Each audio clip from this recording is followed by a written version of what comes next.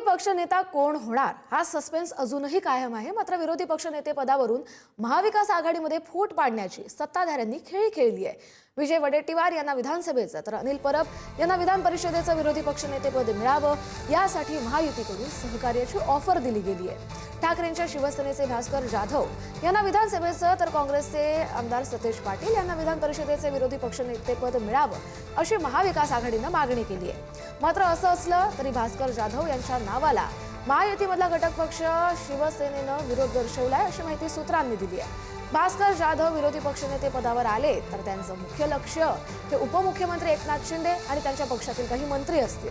त्यामुळेच जाधव यांच्यापेक्षा वडेट्टीवार कधीही आपल्या सोयीचे असं शिंदेंच्या शिवसेनेला वाटतंय आणि त्यामुळेच जाधव यांना कोणत्याही परिस्थितीत विरोधी पक्षनेतेपद देऊ नका असा आग्रह शिंदेंच्या शिवसेनेनं धरलाय। आता मला माहीत नाही चर्चा कुठून आली काय आली, माझ्याबरोबर कुठलीही अशी चर्चा झालेली नाही किंवा मी सुद्धा कोणाबरोबर चर्चा केलेली नाही, मी कोणाला भेटलो पण नाही आणि आमचे नावं आम्ही महाविकास आघाडी म्हणून दिलेले आहेत।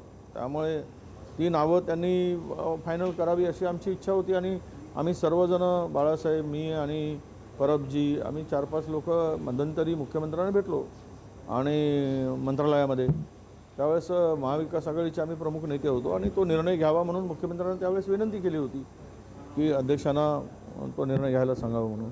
पण त्यामध्ये माझ्या नावाचा कुठेही त्यामध्ये उल्लेख नव्हता। ही कुठून गुगली आली आणि काय आहे हे मला माहीत नाही।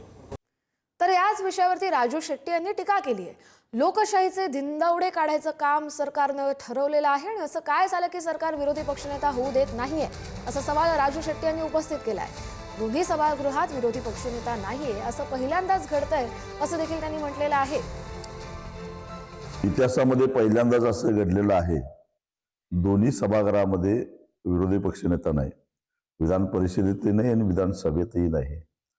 लोकशाहीचे धिंडवडे काढायचं सरकारनं ठरवलेलं आहे। तुम्हाला जर पाशवी बहुमत आहे तर संविधानिकरित्या जे विरोधी पक्षनेता आहे ते विरोधी पक्षनेतेपद विरोधकांना सरकार का देत नाही हा माझा सवाल आहे। एवढं घाबरतं सरकार, कोणाला घाबरतंय? मग आत्ताच अशी काय अडचण आली, आत्ताच असं काय संकट आलं की सरकार हे विरोधी पक्षनेता होऊन देत नाही?